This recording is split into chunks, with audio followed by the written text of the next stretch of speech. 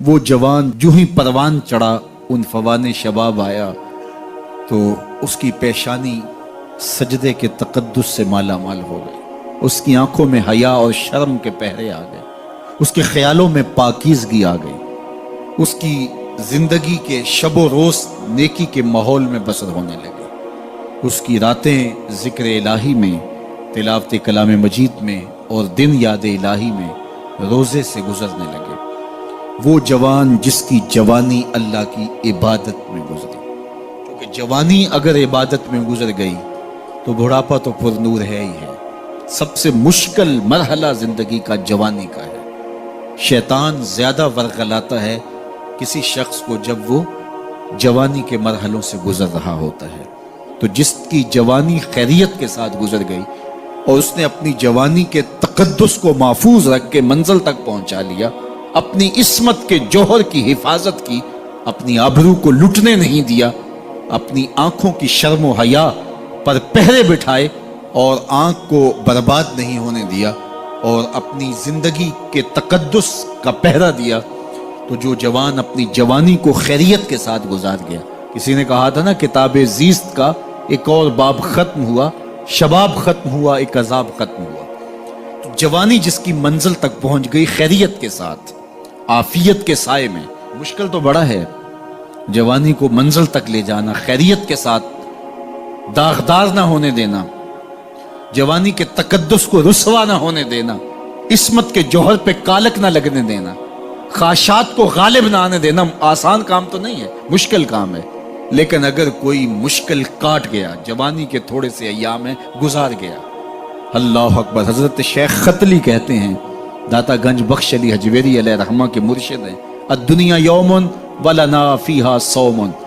وہ کہتے ہیں دنیا ایک دن ہے، ہم روزہ رکھ کے گزار رہے ہیں۔ تو روزہ رکھ کے سارا دن گزر ہی جاتا ہے، دوپہر بھی آتی ہے گزر جاتی ہے، اور عصر کا وقت بھی آتا ہے گزر جاتا ہے، کھانے کا وقت بھی آتا ہے، چائے کا وقت بھی آتا ہے، سب کچھ ہوتا ہے لیکن گزر جاتا ہے، افطار تک بندہ پہنچ جاتا ہے۔ جس نے زندگی روزے کی طرح گزار دی، جس نے جوانی روزہ رکھ کے گزار دی، خواہشات کو بے قابو نہیں ہونے دیا، مشکل کام تھا لیکن اس نے مشکل کام کر دکھایا۔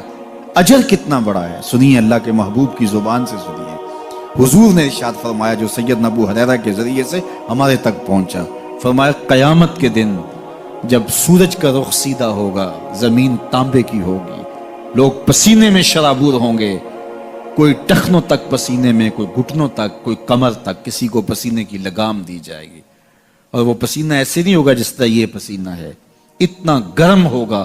ابن رجب حنبلی کہتے ہیں اس پسینے کا ایک قطرہ اگر احد پہاڑ پہ ڈال دیا جائے تو وہ پگھل جائے، اتنا گرم ہوگا، بدبودار اتنا ہوگا، ایک قطرہ دنیا پہ ڈال دیا جائے، انسان کیا جانوروں کے دماغ بھی پھٹ جائے، اس پسینے میں لوگ شرابور ہوں گے۔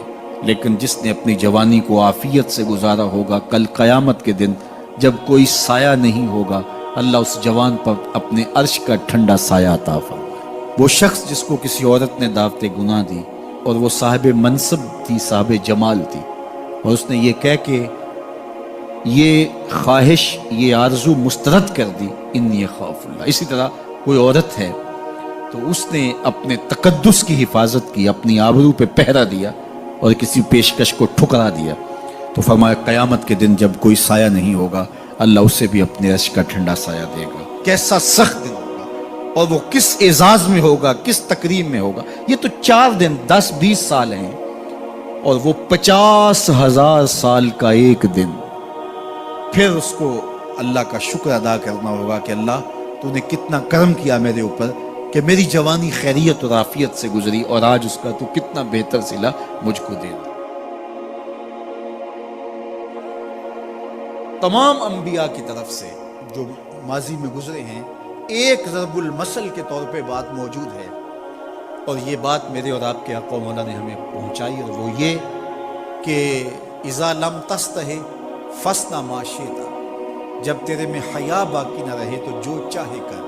چونکہ حیا مانے ہوگا نا یہ بڑا ہے، حیا مانے ہوگا کہ یہ ماں ہے اور یہ بات میں نے نہیں کہنی، حیا روکے گا کہ یہ باپ ہے اس کے سامنے یہ کام نہیں کرنا، حیا روکے گا کہ یہ میرے رسول صلی اللہ علیہ وسلم کی طرف سے ممانعت ہے اور میں حضور علیہ السلام کا سامنا کل قیامت کے دن کرنا ہے، حیا روکے گا کہ یہ میرے رب کا فرمان ہے اور کیا میرا اللہ مجھے دیکھ نہیں رہا؟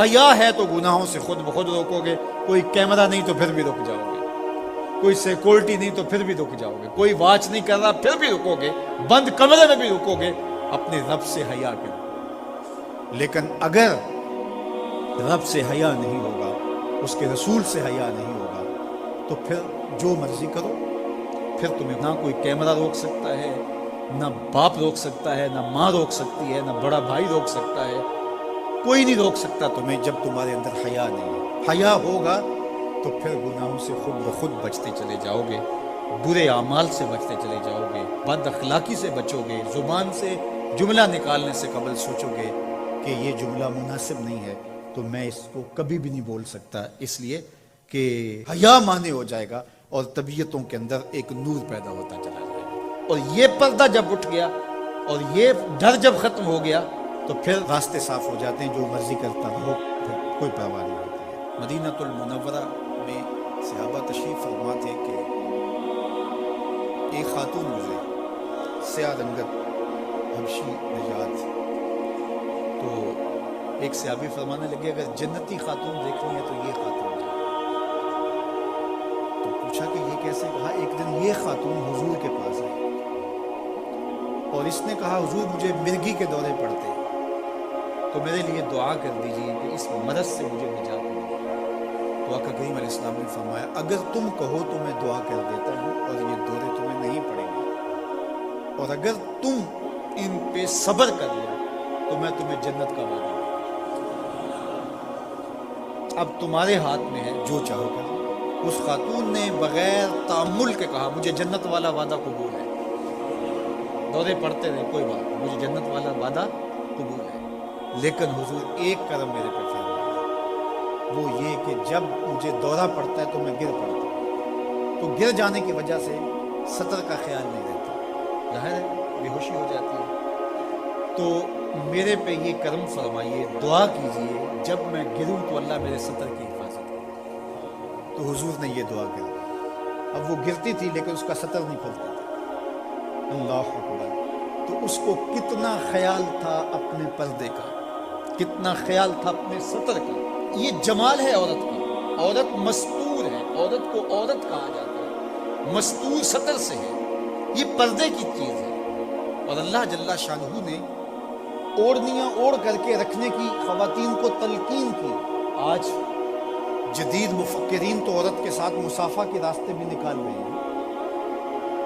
وہ کسی نے کہا تھا یہ عورت کی آزادی نہیں ہے، یہ عورت تک پہنچنے کے لیے مرد آزادی چاہتے ہیں۔ عورت سمجھتی ہے مجھے آزادی مل رہی ہے، یہ تجھے آزادی نہیں دی جا رہی، یہ تیری آبرو کو، تیری عزت کو، تیری ناموس کو تار تار کرنے کے لیے یہ مرد آزادی چاہ رہا ہے، یہ آوارہ لوگ آزادی چاہ رہا ہے۔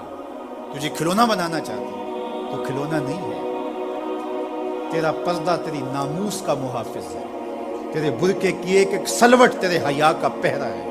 آج مغرب مختلف ذرائع سے ہم سے یہ جوہر چھیننا چاہتا ہے، تو اب ہمارے اوپر تہذیبی یلغار کے ذریعے سے، میڈیا یلغار کے ذریعے سے، تمدنی یلغار کے ذریعے سے، مختلف ناموں سے، مختلف ایام منانے کے ذرائع سے ہم سے اگر ہمارے جوہر حیا کو چھین لیا جاتا ہے تو ہمارے پلے کیا بچتا ہے؟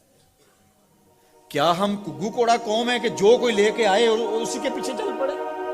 کیا ہمیں نہیں پتا کہ ہم کون ہیں؟